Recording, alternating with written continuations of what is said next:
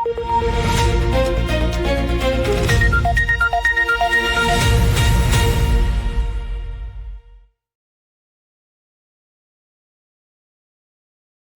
தமிழோடு இணைந்திருக்கிறீர்கள். ILC தமிழ் உயிரோடு தமிழில் அன்பர்களே, உலக நகர்வுகள் நிகழ்ச்சியில் இணைந்திருக்கிறீர்கள். உலக நகர்வுகள் நிகழ்ச்சியில் பிரித்தானியாவிலிருந்து போரியல் ஆய்வாளர் அரசு அவர்கள் இணைகின்றார். வணக்கம் அரசு அவர்களே. வணக்கம் தனஞானி. வணக்கம் தனஞானி. அனைத்துலக உயிரோடு தமிழ் உறவுகளுக்கு அன்பு கலந்த வணக்கம். இன்னொரு உலக நகர்வுகள் நிகழ்ச்சி இணைந்திருக்கிறோம். தொடர்ந்து ஈரான், இஸ்ரேல், அமெரிக்காவுக்கு இடையில் ஏற்பட்டிருக்கின்ற போர் நிறுத்தம், போர் தொடர்பான விடயங்களை பார்ப்போம். உங்களுக்கு தெரியும், கடந்த நேற்று உரையாடும் பொழுது இந்த போர் நிறுத்தம் தொடர்பாக பேச்சுவார்த்தை தொடர்பாக பரிமாறப்பட்ட விடயங்கள் பேசியிருக்கின்றோம். அந்த முன்மொழியப்பட்ட விடயத்தை அமெரிக்காவுக்கு அனுப்பியதும் டொனால்ட் ட்ரம்ப் அவர்கள் அதை பார்த்துவிட்டு கூறினார், ஈரானுடைய போர் நிறுத்தம் மிகப்பெரிய ஒரு உயிர் காக்கும் கருவியில் பொருத்தப்பட்டிருக்கின்ற என்று கூறியிருந்தார். அதுக்கு பதிலாக ஈரான் கூறியிருக்கின்றது, துப்பாக்கி முனையில் தங்களுடைய வீரர்கள் உள்ளதாக என்று அவர்கள் கூறியிருக்கிறார்கள். அதான் அப்பொழுதிருந்து இப்போது வரை பார்க்கின்றோம், டிட் ஃபார் டாட். அவர்கள் ஒன்றை செய்தால் இவர்கள் ஒன்றை செய்கிறார்கள். அதே மாதிரியாகத்தான் இருக்கின்றது. என்ன நிலைமை இந்த பேச்சுவார்த்தை என்ன நிலைமையில் இருக்கிறது? பேச்சுவார்த்தை ட்ரம்ப் கூறியது போலதான். ட்ரம்பை பொறுத்த வரையில் இந்த பேச்சுவார்த்தையை ஏதோ ஒரு நல்ல நிலைக்கு கொண்டு போக வேண்டும், இந்த சீனாவுக்கான படை பயணத்துக்கு முன்னர் என்றுதான் யோசித்திருந்தார். அதற்கான எல்லா நடவடிக்கைகளையும் அவர் மேற்கொண்ட போதும் அது ஈரானிடம் அதாவது ஒரு அழுத்தத்தின் ஊடாக ஈரானை பணிய வைக்க வேண்டும், அதாவது ஈரான் தான் தோத்து விட்டதென்று, தோல்வியை சந்திச்சு விட்டதென்று சொல்ல வேண்டும் என்ற அவருடைய எண்ணம் இன்று வரையும் ஈடுகிறவில்லை. எனவேதான் இப்போ சொல்லியிருக்கிறார், இந்த போர் நிறுத்தம் ஒரு மிகவும் ஆபத்தான நிலையில் இருக்கிறது என்று சொல்லியும். இப்ப டாக்டர் சில பேஷண்ட பார்த்துட்டு சொல்லுவார், இவர் 1% தான் தப்புவார் என்று சொல்லுவார். அப்படியான நிலையில் தான் இந்த போர் நிறுத்தம் இருக்கின்றது. அதற்கு சப்போர்ட், லைஃப் சப்போர்ட் தேவை என்று சொல்லியும் தெரிவித்திருக்கின்றார். ஆனால் ஈரானை பொறுத்தவரையில் ஈரான் கூறியிருக்கின்றது, அமெரிக்காவின் நிபந்தனைகள் தாங்கள் ஒரு சரணடைவுக்கான நிபந்தனைகளே தவிர அதில் எந்த விதமான நியாயப்பாடுகளும் இல்லை என்று சொல்லி, அதாவது தாங்கள் கொடுத்ததை அமெரிக்கா எவ்வாறு நிராகரித்ததோ அவ்வாறுதான் அவர்கள் நிராகரித்திருக்கிறார்கள். ஈரான் நாடாளுமன்ற பேச்சாளர் கலிபாஃப் அவர் தெரிவித்திருக்கின்றார், தாங்கள் இந்த நிபந்தனைகளை ஏற்றுக்கொள்ள முடியாத ஒரு புறம், அடுத்தது தாங்கள் எந்த ஒரு சூழ்நிலைக்கும் தாங்கள் தயாராக இருக்கிறதாகத்தான் கூறியிருக்கிறார். எந்த தாக்குதல்களை தாங்கள் எதிர்கொள்ள தயாராக இருப்பதாக. அதே நேரம் அவர் பின்னையும் கூறியிருக்கின்றார், அமெரிக்காவின் நிபந்தனைகளில் கூறப்பட்டிருக்கிறது 20 வருடங்களுக்கு ஈரான் இந்த அதாவது யுரேனியம் செறிவாக்கலை 20 வருடங்களுக்கு நிறுத்தி வைக்க வேண்டும் என்று சொல்லியும், அதே சமயம் இன்னொன்றை கூறியிருக்கிறார் என்று சொன்னால், ரஷ்யாவுக்கு, அதாவது தாங்கள் கேட்டது இந்த யுரேனியத்தை தாங்கள் ரஷ்யாவுக்கு அப்படி என்றால் கொண்டு செல்லலாம், அங்கு ஈரானில் இருந்து அகற்ற வேண்டும் என்றால் அதை ரஷ்யாவில் பாதுகாப்பாக வைக்கலாம், ரஷ்யாவில் அந்த ஐக்கிய நாடுகள் சபையின் அணுசக்தி கண்காணிப்பு பிரிவு அதை கண்காணிக்கலாம் என்று கூறினதையும் அமெரிக்கா நிராகரித்து விட்டிருக்கிறது என்று சொல்லி, இப்ப ஈரான் கூறுகிறது என்று சொன்னால், அவர்களுக்கு அதில் பெரிய தற்போதைய நிலையில் இந்த போர் நிறுத்தத்தை மேற்கொண்டு செல்வதற்கும் போரை முடிப்பதற்கும் அவர்களுக்கு விருப்பம் இல்லை என்றும், தாங்கள் எந்த நிலைக்கும் எந்த ஒரு இராணுவ தாக்குதலுக்கும் தயாராக இருக்கிறோம் என்று சொல்லியும், அதே சமயம் இன்னொன்றையும் கூறியிருக்கிறார்கள் என்று சொன்னால், அதாவது இந்த அமெரிக்கா பிராந்தியங்கள்ல தொடர்ச்சியாக கடற்படை கப்பல்கள், வான்படை கப்பல்களை அதிகரிப்பதன் ஊடாக ஈரான் மீதான ஒரு மிகப்பெரிய ஒரு அழுத்தத்தை வைத்துக்கொண்டு, முற்றுகையை வைத்துக் கொண்டு நிற்பதாகவும், காமூஸ் நீரிணை இப்போதைக்கு திறக்கப்படாது என்று சொல்லியும், ஒவ்வொரு கணம் இவர்கள் தாமதிக்கிற நேரமும் ஹலிபாப் என்ன கூறியிருக்கிறான்னு சொன்னால், நீங்கள் தாமதிக்கின்ற ஒவ்வொரு நேரமும் அமெரிக்க மக்கள் வரிகளை செலுத்தும் டாக்ஸ் பேயர்ஸ் என்று சொல்லியிருக்கிறார், அவர்கள் அதற்கான விலையை செலுத்த வேண்டி வரும் என்று கூறியிருக்கிறார். அதற்காகத்தான் உடனடியாகவே டொனால்ட் ட்ரம்ப் அவர்கள் அமெரிக்காவில் இன்னைக்கு இருக்கின்ற வரியை எடுப்பதற்கான ஒரு வேலை ஒன்றை இப்பொழுது செய்திருப்பது போல் தெரிகின்றது. அதுக்கு ஒரு பதிலடி கொடுப்பதற்காகத்தான் அவ்வாறு செய்கிறார்கள், அல்லது உண்மையிலேயே அமெரிக்கா ஒரு பெரிய ஒரு நெருக்கு வார்த்தை முகம் கொடுக்கின்றதா? என்னென்று சொன்னால் கிட்டத்தட்ட இப்ப இந்த ஹார்மூஸ் நீரிணையின் மூடலால் ஒரு நாளைக்கு 11 தொடக்கம் 13 மில்லியன் பேரல்கள் எண்ணெய் உலகத்தின் விநியோகத்தில் குறைந்து கொண்டு வருவதாக கூறப்படுகிறது. இதனால் பெருமளவில் ஆசிய நாடுகள் முதலில் பாதிக்கப்பட்டாலும் இப்போது ஐரோப்பிய நாடுகள், இப்போது அமெரிக்காவுக்கும் அது ஒரு நெருக்கடி. ஏற்கனவே இப்ப இந்தியா கூட டாக்ஸை குறைத்திருந்தது. பல நாடுகள் இப்போது டாக்ஸை குறைத்திருக்கிறார்கள். ஆனா டாக்ஸை குறைப்பது என்பது அந்த நாடுகளின் வருமானத்தில் கடும் வீழ்ச்சியை ஏற்படுத்தும் என்றது ஒரு மானியமாகத்தான் கொடுக்கிறார்கள். தென்கொரியா கூட ஒவ்வொருத்தருக்கும் $400 கொடுத்திருந்தது, அதாவது எரிபொருள் செலவாக பணமாக கொடுத்திருந்தது. இப்போது ட்ரம்பை பொறுத்தவரை இப்போ எண்ணெய் விலை இன்று $106 இருக்கின்றது. தொடர்ச்சியாக ஒவ்வொரு நாளும் போக போக அவர்களுக்கான நெருக்கடி அதிகரிக்கின்றது. எனவேதான் இந்த எண்ணெய் விலையை குறைவாக வைத்திருப்பதற்கு இப்போது அரசாங்கம் தன்கிட கஜானாவிலேயே கையை வைக்க வேண்டிய ஒரு நிலை வந்திருக்கின்றது. உண்மையில் டாக்ஸை குறைப்பது என்பது அமெரிக்காவை பொறுத்தவரையிலோ அல்லது மேற்குலக நாடுகளை நீங்கள் பார்த்தீங்கன்னு சொன்னால் டாக்ஸை எப்போ கூட்டுவோம் என்றுதான் இருப்பார். ஒரு நாளும் அவர்கள் டாக்ஸ் குறைத்ததாக கேள்விப்பட முடியாது. அதனால் இப்போது இதில் 18.5% குறைத்திருக்கிறார்கள். ஏனென்று சொன்னால் இது எல்லோற்ற கதையின்படி இப்போது $7 அதிகரிக்கலாம் கேஸின் விலை ஒரு கலனுக்கு என்று கூறுகிறார்கள். அது அப்படி அதிகரித்தால் அது அமெரிக்க அரசு தலைவர் ட்ரம்பின் ஒரு தற்கொலை முயற்சி என்றுதான், பொலிட்டிக்கல் கேரியர் தற்கொலை என்றுதான் கூறுகிறார்கள் எல்லோரும். அப்ப அந்த நிலைக்கு போகாமல் தடுப்பதற்காக இப்போது தங்கள் சொந்த கஜானாவிலேயே கையை வைத்திருக்கிறார்கள் அமெரிக்கா. ஏனைய நாடுகளும் இப்போது ஈரான் மீதும் ஒரு அழுத்தங்களை கொண்டு வருகிறார்கள் என்று சொன்னால் எல்லோருக்கும் இப்போது இதை என்னென்று தீர்ப்பதென்று தெரியாத ஒரு நிலையாக இருக்கின்றது. இன்றைக்கு பார்த்தீங்கன்னு சொன்னால் நோர்வேயின் பிரதி எரிசக்தி அமைச்சர் அபாஸ் அரக்சியை சந்தித்திருக்கிறார். அதுபோல உபகிஸ்தான் வெளிவிவகார அமைச்சர் ஈரான் அதிகாரிகளுடன் பேச்சு நடத்தி கொண்டிருக்கிறார். எல்லோரும் பேசிக் கொண்டிருக்கிறார்கள். அதே சமயம் ஆஸ்திரேலியா ஈரான் மீது இன்று தடைகளை கொண்டு வந்திருக்கு, 7 நபர்கள் மீது 4 நிறுவனங்கள் மீது. அதே சமயம் பிரான்சும் கூறுகிறது தாங்கள் இப்போது ஒரு விமானம் தாங்கி கப்பலை அனுப்பியது மட்டுமல்லாது டைகர் அட்டாக் ஹெலிகாப்டர்களையும் அங்கு அனுப்பியிருப்பதாக கூறுகிறார்கள். ஏதாவது ஒரு வழியை செய்ய வேண்டும். அவர்கள் கூறுகிறார்கள் தாங்கள் நேரடியாக தாக்குதலில் ஈடுபட போவதில்லை, ஆனால் தங்கள் கடல் போக்குவரத்துக்கான பாதுகாப்பு.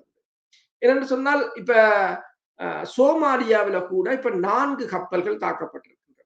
இப்ப இந்த அமெரிக்கா ஆரம்பித்து விட்ட கடல்களில் கப்பல்களை தாக்குகின்ற அந்த நடவடிக்கை இப்போது எல்லோரும் கையில் எடுத்திருக்கிறார்கள். யாரும் யாருடைய கப்பலையும் தாக்கலாம் என்ற நிலையில் இப்போது பல நாடுகளுக்கு தங்கள் போக்குவரத்து கப்பல்களை பாதுகாப்பதற்கே ராணுவம் ஆயுதங்கள் தேவையான ஒரு நிலையாகத்தான் இருக்கிறது. நேர்களுக்கு ஒரு தெளிவு கொடுப்பதற்காக இப்ப உங்களுக்கு தெரியும், போர் ஆரம்பித்த காலத்தில் டொனால்ட் ட்ரம்ப் அவர்கள் கூறினார், ஹோர்முஸ் நீரிணையிலிருந்து வருகின்ற எண்ணெயினுடைய தங்களுக்கு தேவையில்லை, ஒரு விழுக்காடு கூட அங்கிருந்து வருவதில்லை என்று கூறினார். சரி, உலகிலேயே நிறைய எண்ணெய் உள்ள நாடு என்றால் அமெரிக்கா என்று சொன்னார். அப்ப இந்த 2 விடயங்களையும் ஒப்பிட்டு பார்க்கும் பொழுது, அந்த விடயங்களை இங்கே கொண்டு வந்து சேர்த்து பார்க்கும் பொழுது, எவ்வாறு அமெரிக்காவில் எண்ணெயினுடைய விலை இவ்வளவு தூரம் அதிகரிக்க வேண்டும்? என்ன காரணம்? அமெரிக்கா இவ்வளவுதான் எண்ணெயை உற்பத்தி செய்தாலும் அவர்களால் சுத்திகரிப்பது எல்லாம் அவ்வளவு வேகமாக செய்ய முடியாது. இப்ப கனடாவில் இருந்து கூட அவர்கள் எண்ணெயை இறக்குமதி செய்து கொண்டுதான் இருந்தார்கள். இப்போது வெளிநாட்டு சந்தைகளில் இந்த ஒவ்வொரு நாளும் 11 மில்லியன் பேரல்கள் எண்ணெய் குறைகிறது என்று சொன்னால் அந்த எண்ணெய்கள் இந்த நாடுகளில் தான் பகிர்ந்து கொடுக்க வேண்டிய ஒரு நிலை ஏற்பட்டிருக்கு. வெளிநாட்டு சந்தைகளில் எண்ணெய் விலை அதிகரித்ததும் அமெரிக்காவின் எண்ணெய் மார்க்கெட்டை அதிகரித்தது வர்த்தகர்கள் அதை கூட்டி விட்டார்கள். அமெரிக்காவின் எண்ணெயை உற்பத்தி செய்தாலும் அமெரிக்காவின் ஏற்றுமதிகளும் மிக அதிகரித்திருக்கின்றன. என்றால் எண்ணெய் விலை அதிகரிக்கும் போது வர்த்தகர்கள் தங்களுடைய லாபத்தை தான் பார்ப்பார்கள். அப்ப அவர்களுடைய ஏற்றுமதியும் அல்லது அவர்கள் ஏற்றுமதியை இல்லாமல் தடுக்க வேண்டும். ஏனென்றால் இதுதான் அவர்களுக்கான ஒரு நேரம். ஏனென்றால் கிட்டத்தட்ட எண்ணெய் விலை 50 40 வீதத்துக்கு மேல் அதிகரித்திருக்கின்றது. $60-70 இருந்தது. இன்றைக்கு $105 அதிகரித்திருக்கின்றது எண்ணெய் விலை.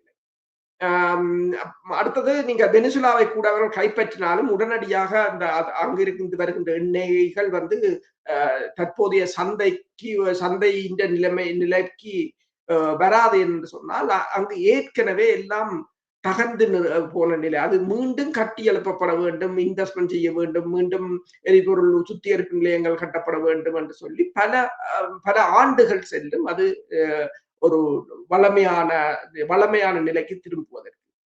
கட்டார் கூட கூறியிருக்கின்றது, கட்டார்ல UAE கூறியிருக்கின்றது, இந்த எரிவாயு உற்பத்தி வந்து 2027 ஆண்டுக்கு பிறகுதான் தாங்களுடைய எரிவாயு உற்பத்தி வந்து ஒரு நோமலான நிலைக்கு வரும் என்று சொல்லி, அது வரையிலும் அது வராதென்று கூறியிருக்கிறது கட்டார். அதே நேரம் இப்ப பெல்ஜியம் கூட கூறியிருக்கின்றது, தாங்களும் இந்த ஹார்மோஸ் நீரிணையில் வருகின்ற கப்பலை பாதுகாப்பதற்கான கூட்டணியில் தாங்களும் இணைகிறோம் என்றும் கூறியிருக்கிறது.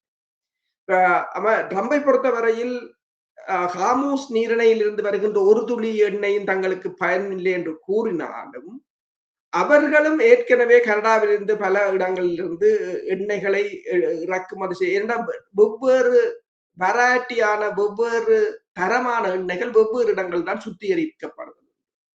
அதுதான் அங்குள்ள மிகப்பெரிய ஒரு பிரச்சனை.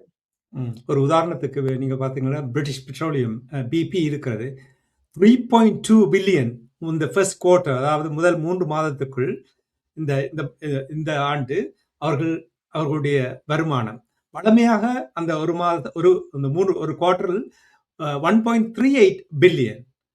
பாருங்கள் எவ்வளவு தூரம் அவர்கள் 2 மடங்குக்கு மேலே அவர்கள் அதனால் லாபம் பெற்றிருக்கிறார்கள் என்பதை தான் காட்டுகின்றது. சரி, இந்த நிலையில் ஹோர்மூஸினுடைய நீர்நிலை எவ்வாறு இருக்கின்றது? இப்ப அதால் ஒன்றும் பயணிப்பதில்லை என்றால் இன்னும் பெரிய சிரமத்தை ஏற்படுத்த போகின்றது இல்லையா? கிட்டத்தட்ட ஹார்மூஸ் நீரிணை வந்து முற்றாக, அதாவது இந்த கடந்த வியாழக்கிழமை இடம்பெற்ற கடல் சண்டையின் பிறகு அது முற்றாக மூடப்படுற ஒரு நிலைக்கு வந்துவிட்டது. என்றால் இருதரப்பும் கப்பல்களை தாக்கியதும் வந்து அது மிகப்பெரிய ஒரு மோதல் நிலையை அடைந்ததால் இன்சூரன்ஸ் கம்பெனிகள் வந்து கப்பல்களின் பயணத்துக்கு அனுமதியை கொடுக்கவில்லை. அவர்கள் ஒரு கேள்வி கேட்கிறார்கள், நீங்கள் ஈரானிடம் அனுமதி பெற்றீர்களா என்றுதான் கேட்கிறார்கள். இன்று வந்து ஈரானும், அதாவது இன்று செவ்வாய்க்கிழமை ஈரானும் ஓமானும் இன்று சந்தித்து பேசி இருக்கிறார்கள். இந்த நிர்வாகம், ஹார்மூஸ் நீரிணையின் நிர்வாகம் குறித்து அவர்கள் கலந்துரையாடி இருப்பதாக கூறப்படுகிறது. நேற்று ஒரு 3 கப்பல்கள், பாகிஸ்தானுக்குரிய கப்பல்கள், இந்தோனேஷியாவுக்குரிய கப்பல், வெவ்வேறு நாடுகள் தங்களுக்குரிய 2 மில்லியன் பேரல்கள் எண்ணெய் உள்ள கப்பல்களை அங்கிருந்து எடுத்திருக்கிறார்கள். அது ஈரான் அனுமதியுடன் தான் போயிருக்கின்றது. அது மட்டுமல்லாது ஈரான் அதற்கான பேமெண்ட் சிஸ்டத்தையும் உருவாக்கி இருப்பதாக கூறப்படுகிறது. இப்போது ஹார்மூஸ் நீரிணையை எவ்வாறு திறப்பது அல்லது அதன் ஊடாக வரும் கப்பல்களை எவ்வாறு பாதுகாப்பது என்பது தொடர்பாக பிரித்தானியா, பிரான்ஸ் மற்றது பெல்ஜியம் போன்ற நாடுகள் இணைந்து தங்கள் கடற்படை கப்பல்களை அங்கு கொண்டு சென்றிருக்கிறார்கள்.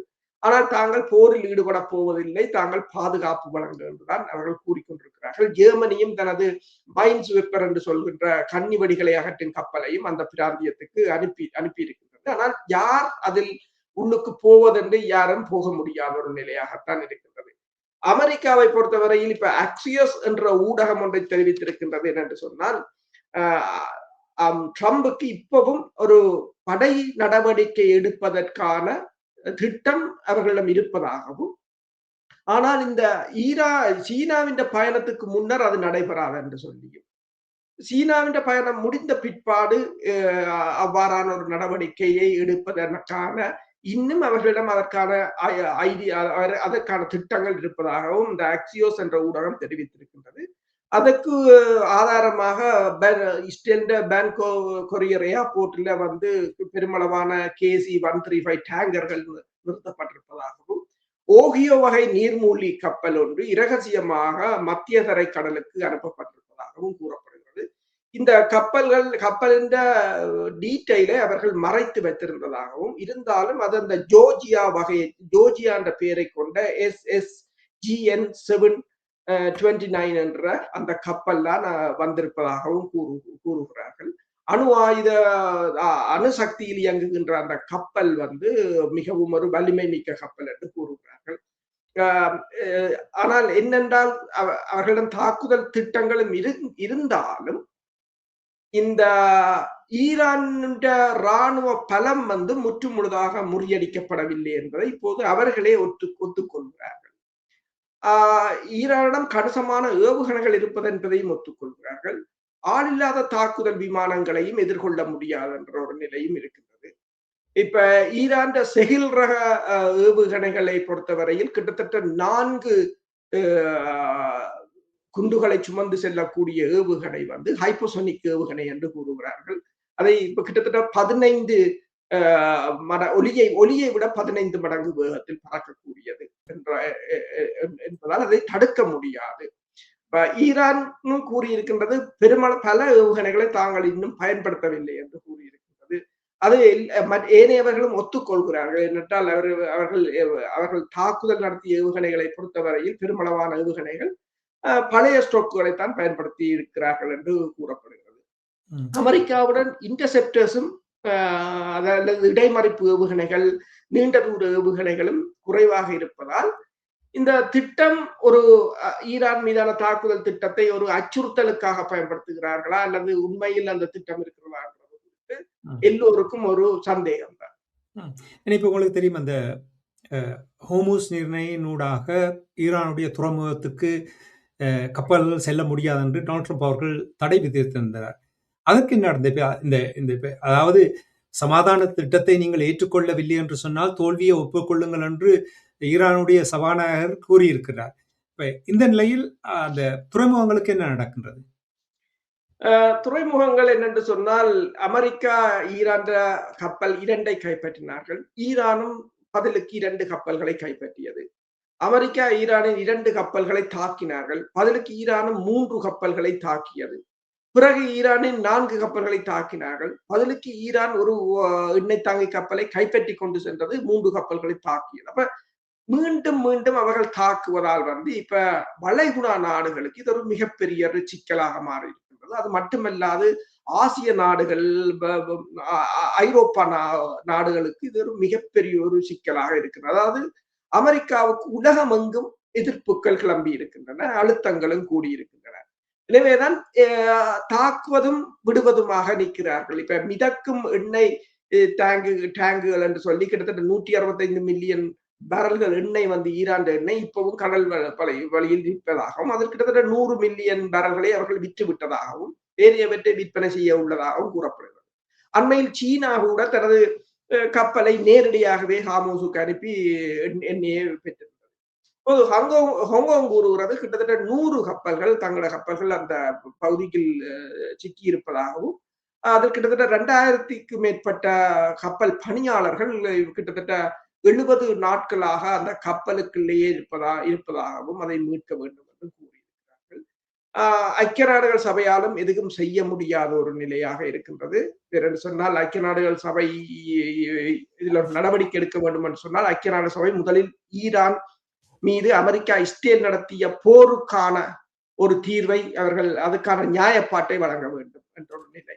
ஐக்கிய நாடுகள் சபையினூடாக போனால் தாங்கள் செய்கிற அநியாயத்தை தொடர முடியாது என்று அமெரிக்காவுக்கும் இஸ்ரேலுக்கு தெரியும். எனவேதான் அவர்கள் அதற்குள்ளால் போக விரும்பவில்லை. வெவ்வேறு நாடுகளை வைத்துக் கொண்டு இப்பவும் ஏமாற்றுவதற்கு தான் முற்படுகிறார்கள்.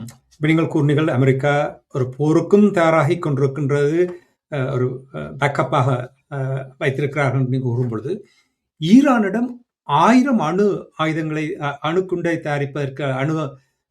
தயாரிப்பதற்கு புளுட்டோனியம் இருப்பதாக, 100 அணுகுண்டுகளை தயாரிப்பதற்கு புளுட்டோனியம் இருப்பதாக செய்திகள் வந்து, இந்த அணுகுண்டை போட்டது யார்?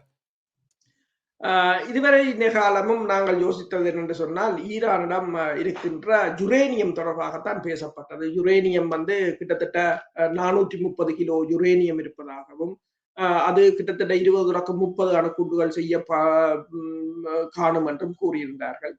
ஆனால் இப்போது புதிதாக சொல்லியிருக்கிறார்கள். இது அமெரிக்காவுக்கு தெரியும் என்று ஒரு ஆர்டிக்கிள் என்ற ஒரு பத்திரிகை கொண்டு வந்திருக்கின்றது. ஈரானிடம் புளுட்டோனியம், இது வேறு ஒரு கெமிக்கல், யுரேனியம் இன்னொரு வகையான இரசாயனம், புளுட்டோனியம் வந்து இன்னொரு வகையான இரசாயனம். இந்த புளுட்டோனியத்தில் இருக்கிற அளவு வந்து அதாவது 2000 கிலோ புளுட்டோனியம் இருப்பதாகவும் ஈரானிடம், அந்த 2000 கிலோவும் வந்து இந்த 2010ஆம் ஆண்டிலிருந்து ரஷ்யா புஷர் பகுதியில் கட்டிய அணு உலையில் இருந்து கிட்டத்தட்ட 750 மெகாவாட் மின்சாரம் சராசரியாக உற்பத்தி செய்யப்பட்டது. அப்போது அது வந்து அணு மின் உலை என்றபடியால் அதில் பயன்படுத்தப்பட்ட ஃபியூவல் ரொட்டில இருந்து எடுக்கப்பட்ட செறிவாக்கப்பட்ட இந்த புளுட்டோனியம் வந்து கிட்டத்தட்ட 2000 கிலோ ஈரானில் இருக்கின்றது என்று சொல்லி, அந்த 2000 கிலோ வந்து 2000 கிலோ வந்து கிட்டத்தட்ட 200 அணுக்குண்டுகளை செய்வதற்கு போதுமாக இருக்கும் என்று சொல்லியும், ஈரான் வந்து அதாவது 4வது உலகிலேயே மிகப்பெரிய ஒரு அணுசக்தி பவராக வரக்கூடிய ஒரு சாத்தியம் இருக்கு என்று சொல்லியும், அதற்கு அந்த ஊடகங்கள் என்ன தலைப்பை போட்டிருக்கிறார்கள் என்று சொன்னால், ஈரானிடம் அணுக்குண்டுகள் ஏற்கனவே இருக்கின்றன என்ற தலைப்பைத்தான் அதில் இட்டிருக்கிறார்கள். அப்ப இது இப்ப யுரேனியம் மட்டுமல்ல, அதற்கு முதலே ஈரானிடம் அணுக்குண்டை செய்வதற்கான வெவ்வேறு வகையான ரசாயனங்கள் இருக்கிறது. இப்ப நீங்கள் அண்மை காலமாக நீங்கள் பார்த்தால் ஈரான் தான் அதிக அளவு அந்த பேட்டர்ன் என்று சொல்றது, பேட்டர்ன்கள் வந்து ஒவ்வொரு ரிசர்ச்சை, ஒவ்வொரு ஆய்வுகளையும் ஆய்வு செய்பவர்கள், பிஹெச்டி செய்பவர்கள், போஸ்டாக் செய்பவர்கள், பல்கலைக்கழகத்தில் இருக்கின்ற பேராசிரியர்கள் தங்கள் கண்டுபிடிப்புகளை பேட்டர்ன் பண்ணுவதுண்டு. அவ்வாறான பேட்டர்ன்களில் வந்து இப்போது முன்னர் அமெரிக்கா, ஐரோப்பிய நாடுகளின் பேட்டர்ன்ஸ் தான் கூட. இப்ப வந்து பாத்தீங்கன்னு சொன்னால் சைனா பெருமளவு. ஆனால் இந்த அணுசக்தி தொடர்பான ஆய்வுகளில் இப்போது ஈரான் தான் உலகத்திலேயே அதிக பேட்டர்ன்களை செய்வதாக கூறியிருக்கிறார்கள். அப்ப அந்த ஆர்டிகிள் என்ன கூறுகிறது என்று சொன்னால், ஈரான் விஞ்ஞானிகளுக்கு அதன் பொறிமுறை தெரியும் என்று சொல்லியும், அதன் ரசாயன தாக்கம் தெரியும் என்று சொல்லியும், அவர்களால் அதை கொண்டு நடத்த முடியும் என்றும். ஏற்கனவே உங்களுக்கு தெரியும், இஸ்ரேல் வந்து கிட்டத்தட்ட 50க்கும் மேற்பட்ட அணு விஞ்ஞானிகளை கொலை செய்திருந்தது. இருந்தாலும் இந்த ஈரானுக்கான இந்த உதவிகளை வந்து பாகிஸ்தான் தான் தொடர்ச்சியாக செய்து கொடுத்தது என்று சொல்லியும், என்ன பாகிஸ்தான் அணு விஞ்ஞானிகள் வந்து பாகிஸ்தான் ஏற்கனவே அணுக்குண்டை வைத்திருப்பது, அணுசக்தியில் எங்கும் அணுக்குண்டை வைத்திருப்பது, மற்றது அணு சக்தியில் பெருமளவான தொழில்நுட்பத்தை கொண்டிருப்பதால் பாகிஸ்தான் தான் இதற்கான உதவிகளை வழங்கி இருக்கலாம் என்று கூறியிருக்கிறார்கள். அதனால்தான் ஈரான் தைரியமாகவும் துல்லியமாகவும் தங்களுடைய கருத்துக்களை வெளிப்படுத்தும் பொழுது, அதாவது டிட் ஃபார் டாட்டுக்கு நீங்கள் அடித்தால் நாங்கள் எங்களிடம் அதை விட பெரிய ஆயுதம் இருக்கின்றது என்று, அதால அப்படியான ஒரு நிலைமையில் தான் அவ்வாறு பேசுகிறார்களோ எனக்கு தெரியவில்லை. சரி, இந்த நிலையில் உங்களுக்கு தெரியும், டொனால்ட் ட்ரம்ப் அவர்கள் சீனாவுக்கு பயணத்தை மேற்கொள்கிறார். பயணத்தை மேற்கொள்ளும் பொழுது ஒரு நல்ல செய்தியோடு போக வேண்டும் என்று எதிர்பார்த்தார். ஆனால் அவ்வாறான ஒரு நல்ல செய்திகள், ஆனால் வேறு ஏதாவது நல்ல செய்திகளோடு அங்கே பயணத்தை மேற்கொள்கிறாரா? டொனால்ட் ட்ரம்ப் வந்து சீனாவுக்கான பயணத்தின் போது இப்போது அவர் கூடுதலாக இந்த நிதி தொடர்பாக, அதாவது பொருளாதாரத்தை தான் அவர் அதிகம் பார்ப்பதுண்டு. இந்த தடவை செல்லும் போது அமெரிக்காவில் இருக்கின்ற பெருமளவான தொழில் அதிபர்களை கூட்டிக் கொண்டு அங்கு செல்வதாக ஊடகங்கள் தகவலை வெளியிட்டிருக்கின்றன. அதில் போவார்கள் பார்த்தா, இந்த பிளாக் ராக் என்ற நிறுவனத்தின் தலைவர், மற்றது மாஸ்டர் கார்ட் என்ற நிறுவனத்தின் தலைவர், சிஸ்கோ என்ற நிறுவனத்தின் தலைவர், விசா கார்ட்டின் தலைவர், மற்றது கோல்ட்மேன் சாக்ஸ் என்ற வங்கியின் தலைவர், மற்றது மெட்டா நிறுவனத்தின் தலைவர், டெஸ்லா நிறுவனத்தின் தலைவர், ஆப்பிள் நிறுவனத்தின் தலைவர் என்று சொல்லி பெருமளவான தலைவர்கள், சிஇஓக்களை கூட்டிக் கொண்டுதான் அங்கு செல்வதாக கூறப்படுகிறது. அதே சமயம் இப்போது கூறியிருக்கிறார்கள், உலகத்திலேயே இருக்கிற வங்கிகளில் வந்து 50 வங்கிகள் வந்து மிகவும் பெரிய வங்கிகள், 50 முதன்மையான வங்கிகள் இருக்கின்றன. ஆனால் அதில் 13 வங்கிகள் வந்து இப்போது சீனாவில் தான் இருக்கின்றன என்று கூறியிருக்கிறார்கள். ஆக 4-5 வங்கிகள் தான் அமெரிக்காவில் இருக்கின்றன தற்போதைய நிலையில் என்று கூறியிருக்கிறார்கள். இப்ப சீனா ஏற்கனவே சத்தமின்றி அமெரிக்காவை பொருளாதார ரீதியில் பின்தள்ளி விட்டதாக கூறுகிறார்கள். ஆனால் தரவுகள் இல்லை. ஏனென்று சொன்னால் முதலே கூறினார்கள் 2030ஆம் ஆண்டுதான் அமெரிக்காவை சீனா பின்தள்ளும் என்று. ஆனால் இப்போது வருகின்ற தகவல்களை பார்த்தால் அமெரிக்காவை சீனா 2027ஆம் ஆண்டே பின்னுக்கு தள்ளிவிடும் என்று முன்னர், அதாவது இப்ப கிட்டத்தட்ட ஒரு 2 வருடங்களுக்கு முதல் தெரிவித்திருந்தார்கள். ஆனால் இப்போது வருகிற தகவல்களை பார்த்தால் ஏற்கனவே சீனா பொருளாதார ரீதியாக முன்னணிக்கு வந்து விட்டதாக கூறுகிறார்கள். அதே சமயம் அமெரிக்காவை பொறுத்தவரையில் இப்போது பெருமளவான தங்கங்களை விற்றுக் கொண்டிருப்பதாக கூறப்படுகிறது. அந்த தங்கங்களை அந்த தங்கங்களும் சுவிட்சர்லாந்துக்கு வந்து சுவிட்சர்லாந்து ஊடாக சீனாவுக்கு தான் அந்த தங்கங்கள் வந்து கொண்டிருப்பதாக கூறப்படுகிறது. இந்த நிலையில் தான் நேற்று உங்களுக்கு தெரியும், இந்திய பிரதமர் கூட தங்கங்களை வாங்க வேண்டாம் என்று பொதுமக்களுக்கு எச்சரிக்கை விடுத்திருந்தார். ஏனென்று ஒரு வருடத்துக்கு நிறுத்தி வையுங்கள் என்று. ஏனென்று சொன்னால் தங்கத்தை வாங்கும் போது இவர்கள் அதை கொள்வனம் செய்யும் போது அது இந்தியாவின் பொருளாதாரத்தில் அது கடுமையான பாதிப்புகளை ஏற்படுத்தும் என்று கூறியிருந்தார்.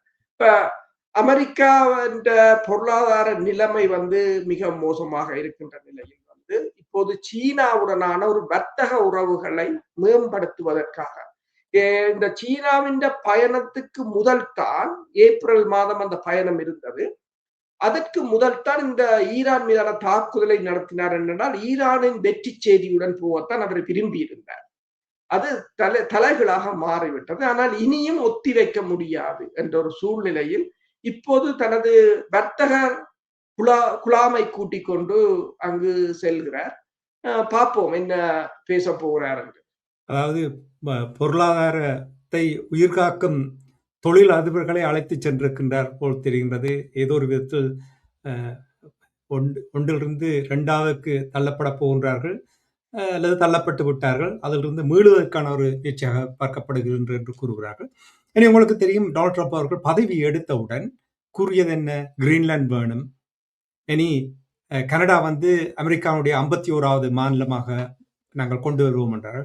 இப்பொழுது மாற்றத்தை ஏற்படுத்தி விட்டார். அதாவது வெனிசுவேலா அமெரிக்காவுடைய 51வது மாநிலமாக மாறப்போகிறது. அது எப்பொழுது பதவி ஏற்க போகிறார்கள்?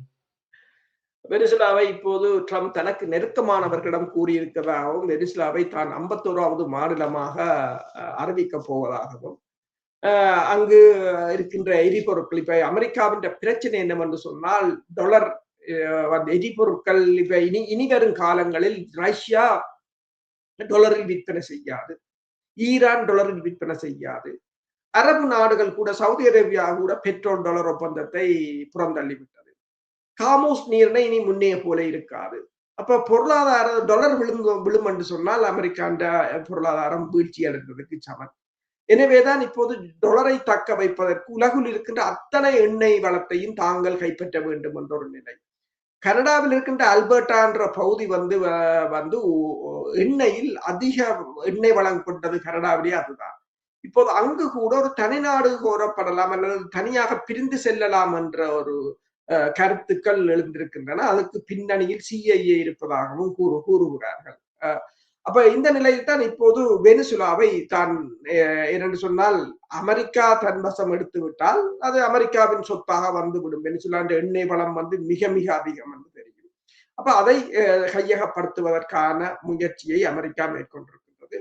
அதே சமயம் வெனிசுலாவில் இருந்த RV1 என்ற ரியாக்டரில் இருந்த கிட்டத்தட்ட 13.5 கிலோ யுரேனியத்தை இந்த வாரம் அமெரிக்கா அதை தன் நாட்டுக்கு கொண்டு போயிருப்பதாகவும் கூறப்படுகிறது. அப்ப வெனிசுலாவிலும் செறிவாக்கப்பட்ட யுரேனியம் இருந்ததாக இப்போது கூறுகிறார்கள். இப்ப ட்ரம்பை பொறுத்தவரையில் தற்போது அவருடைய முக்கிய நோக்கம் என்னென்றால் பொருளாதாரம் தான் மிக மிக முக்கிய பிரச்சனையாக அமெரிக்காவுக்கு இருக்கின்றது. எனவே உலகத்தில் இருக்கின்ற எண்ணெய் வளம் கொண்ட நாடுகளை தங்கள் வசம் ஆக்கிவிட்டால் எண்ணெயை தாங்கள் டாலரில் மீண்டும் விற்பனை செய்வதன் ஊடாக இந்த டாலரை தக்க வைக்க முடியும். அது அவற்றை கடைசி முயற்சி. அது தோல்வி அடையுமாக இருந்தால் உலகத்தில பிறகு ஒரு மிகப்பெரிய ஒரு மாற்றம் ஏற்படும். அதற்கான கடைசியாக அமெரிக்கா தன்னிடம் இருக்கிற அத்தனை ஆயுதங்களையும் பயன்படுத்துவதில் ஒன்றுதான் இப்போது வெனிசுலாவை 51வது மாநிலம், அல்பர்டாவை பிரிப்பது, என்று அமெரிக்கா தன் நிகழ்ச்சி நிரலை நண்பர்கள் வட்டத்தில் கூட விரிவாக்கி கொண்டு போகிறது. வெனிசுவேலா உலகத்திலேயே ஆகக்கூடிய எண்ணெய் உள்ள ஒரு நாடு. அது எவ்வளவு ஆண்டுகளாக அவர்கள் கண் வைத்துக் கொண்டிருந்தார்கள். இப்பொழுது அதை தங்களுடைய பக்கத்துக்கு கொண்டு வர போகின்றார்கள் போல் இருக்கின்றது. நிறைவாக அரசோக்களே, உங்களுக்கு நீங்கள் இந்த போர் நடந்து கொண்டிருந்த பொழுது நிறைய விடயங்கள் கூறியிருந்தீர்கள். ஏன் ஈரான் UAE மீது அதிகமாக தாக்குகின்ற விடயங்களை கூறினீர்கள். இனி இன்னொரு தடவை நீங்கள் பேசும்பொழுது கூறியிருந்தீர்கள், போர் நடந்து கொண்டிருக்கின்ற பொழுது UAE இஸ்ரேலுக்கு தகவல் கொடுத்ததும் அவர்களிடமிருந்து உதவி பெற்ற விடயங்களை நீங்கள் கூறியிருக்கிறீர்கள். அது தொடர்பாக இப்ப நீங்க அந்த கூறிய விடயங்களை எல்லாம் உறுதிப்படுத்தும் வகையில் வால் ஸ்ட்ரீட் ஜேர்னல் ஒரு அறிக்கை ஒரு கட்டுரை ஒன்று எழுதியிருக்கின்றார். இந்த கட்டுரையில் என்ன கூறியிருக்கிறார்? வால் ஸ்ட்ரீட் ஜேர்னல் கூறியிருக்கின்றது, யுஏஇல் இஸ்ரேல் 2 அயன் டோம்களை கொண்டு இரகசியமாக நிறுத்தியதாகவும், அதன் ஊடாக யுஏஇ இஸ்ரேலிய இராணுவத்தினரும் அங்கிருந்ததாகவும், அவர்கள் ஈரான் தாக்குதல்களை தடுப்பதற்கான நடவடிக்கையை மேற்கொண்டார்கள், ஈரான் மீதும் தாக்குதலை நடத்தியிருந்தார்கள் என்றும், போர் நிறுத்தம் முடிகிற நேரம், அதாவது ட்ரம்ப் ஏப்ரல் 8ஆம் தேதி அறிவித்த பின்னர் யுஏஇல இருந்த மிராஜ் 2009 ரக விமானங்கள் லவன் தீவு பகுதியில் இருக்கின்ற ஈரான் எண்ணெய் சுத்திகரிப்பு நிலையத்தை தாக்கி அளித்ததாகவும், அதில் கிட்டத்தட்ட 55,000 பேரல்கள் ஒரு நாளைக்கு சுத்திகரிக்கக்கூடிய அந்த எண்ணெய் சுத்திகரிப்பு ஆலை முற்றாக செயலிழந்ததாகவும், அந்த தாக்குதலை யுஏஇ தான் நடத்தியது என்றும் கூறியிருக்கிறது. அது மட்டுமல்லாது யுஏஇ அதாவது இந்த தாக்குதல் போது, அமெரிக்காவின் தாக்குதலின் போது கூட யுஏஇயும் அதற்கு இணைந்து தாக்குதலை நடத்தியதாகவும், இஸ்ரேலுடன் இணைந்து தாக்குதலை நடத்தியதாகவும் கூறியிருக்கிறார்கள். இந்த போர் நிறுத்தத்தின் பின்னர் யுஏஇ மேற்கொண்ட தாக்குதலுக்கு பின்னர் தான் ஈரான் யுஏஇ இந்த புஜரா துறைமுகத்தை தாக்கினதாக கூறியிருக்கிறார்கள். கடந்த வியாழக்கிழமை இடம்பெற்ற தாக்குதலிலும் யுஏஇ அமெரிக்காவுடன் இணைந்து கடந்த வியாழக்கிழமையும் நடந்த தாக்குதலில் யுஏஇ பங்கு அதிகமாக இருந்தது. எனவேதான் ஈரான் உடனடியாகவே புஜேரா துறைமுகத்தையும் அங்கு அந்த துறைமுகத்தில் நிறுத்தி வைக்கப்பட்டிருந்த கப்பலையும் ஈரான் தாக்கியிருந்தது. யுஏஇ 2 கப்பல்களை தாக்கி அளித்திருந்தது ஈரான். யுஏஇயை பொறுத்தவரையில் பொருளாதாரம் மிக கடுமையாக சரிந்து விட்டது. இனி இதற்கு மேல் யுஏஇயால் என்று சொன்னால் யுஏஇக்கும் சவுதி அரேபியாவுக்கும் இடையிலான முறுகல்களும் அதிகம். இந்த நிலையில் யுஏஇ ஒட்டுமொத்தமாக இப்போது அமெரிக்காவுக்கும் இஸ்ரேலுக்கும் சார்பான நிலையை எடுத்து விட்டதாகத்தான் இந்த ஜேர்னல் சொல்லி இருக்கின்றது. வருங்காலத்தில் எவ்வாறு இவர்களுடைய இந்த உறவில் எவ்வளவு ஒரு சிக்கலை ஏற்படுத்தும் என்று நீங்கள் நம்புகிறீர்கள்? என்று சொன்னால் யுஏஇ அங்கிருக்கிற ஈரானிய மக்கள் மீது கடும் கெடுபிடிகளை விதித்துக் கொண்டிருக்கிறது. அவர்களை வெளியேற்றுவது, அவர்களுடைய சொத்துக்களை பறிமுதல் செய்வது, அவர்களின் குடியுரிமையை பறிப்பது என்று சொல்லி ஈரான் சொல்லி இருக்கின்றது. தாங்கள் அதை உன்னிப்பாக கவனித்துக் கொண்டு, அதாவது யுஏஇல் இருக்கின்ற ஈரானிய மக்களுக்கு என்ன நடக்கிறது என்பதை கவனித்துக் கொண்டிருக்கிறோம் என்று. ஈரான் பலத்துடன் ஒப்பிடும் போது யுஏஇ மிக மிக ஒரு சிறிய தேசம். யுஏஇ தனியாக நின்று தாக்கு பிடிக்கவும் முடியாது. அமெரிக்க தளங்களை வைத்துக் கொண்டும் இனி அவர்களால் பாதுகாப்பாக இருக்க முடியாது. ஏதோ ஒரு வகையில் அந்த பிராந்தியத்தின் ஒருமைப்பாட்டு உறுதித்தன்மைக்கு யுஏஇ வந்தாக வேண்டும். ஆனாலும் இந்த பகைமை கடுமையாக வளர்ந்திருக்கின்றது. என்று சொன்னால் யுஏஇ தான் கிட்டத்தட்ட 2000க்கும் மேற்பட்ட ட்ரோன்கள், 500க்கும் மேற்பட்ட ஏவுகணைகளால் தாக்கப்பட்ட இடம் யுஏஇ தான் இருக்கலாம். யுஏஇ பொருளாதார ரீதியாகவும் கடுமையாக பாதிக்கப்பட்டது. அமெரிக்காவுடன் டாலர்களை கேட்டிருந்தது தங்களுக்கு உதவி செய்யுமாறு. இஸ்ரேலுடன் அவர்களுடைய உறவு நிலை நல்லாக இருப்பது அது யுஏஇக்கு பாதகமா அல்லது சாதகமா? அது கடுமையான பாதகமாகத்தான் இருக்கு. ஏனென்று சொன்னால் இஸ்ரேலால் இப்போது இஸ்ரேலிய என்ற சீஃப் ஆஃப் ஸ்டாஃப் கூறியிருக்கிறார் என்று தங்களோட படைத்துறை இராணுவம் முற்றாக கொலாப்ஸ் ஆகிற நிலையில் இருக்கிறது என்று சொல்லி. ஏனென்று சொன்னால் படையினரின் எண்ணிக்கை சரியாக குறைவாக இருக்கிறது. ஆளில்லாத தாக்குதல், தொடர்ச்சியான இழப்புகள் என்று. இப்ப அமெரிக்காவும் இஸ்ரேலும் தங்களையே பாதுகாக்க முடியாத நிலையில் இருக்கிற நேரத்தில் அமெரிக்காவுடனும் இஸ்ரேலுடனும் இணைவது அந்த பிராந்தியத்தில், அதுவும் பக்கத்தில் இருந்து தொடர்ச்சியான தாக்குதலை எதிர்கொள்ள வேண்டிய நிலை தான். இனி இப்பொழுது இந்த விடயங்கள் வருகின்ற பொழுது தான் உணரக்கூடியதா இருக்கின்றன என்றால் எவ்வாறு மொசாட் தங்களுடைய உளவாளிகளை ஈரானுக்கு அனுப்புவதும் இந்த நாட்டிலிருந்து தகவல்களை திரட்டுவதற்கும் யுஏஇ எவ்வளவு பக்கபலமாக இருந்திருக்கின்ற என்பதுதான் நீங்கள் கூறுகின்ற விடயங்களூடாக அறியக்கூடியதாக இருக்கின்றது. நன்றி அரசர்களே, இன்றைய நிகழ்ச்சியில் இணைந்து ஈரான், இஸ்ரேல், அமெரிக்காவுக்கு இடையிலான போர், அந்த போர் சூழலில் ஏற்பட்டிருக்கும் நிலைமைகள் தொடர்பான விடயங்களை உயிரோடை தமிழ் உறவுகளோடு பகிர்ந்து கொண்டமைக்காக உயிரோடை தமிழ் அன்பர்கள் சார்பாக நன்றி குறிக்கணும். மீண்டும் இன்னொரு நிகழ்ச்சி இணைந்திருப்போம். அதுவரைக்கும் நன்றி, வணக்கம். நன்றி, வணக்கம்.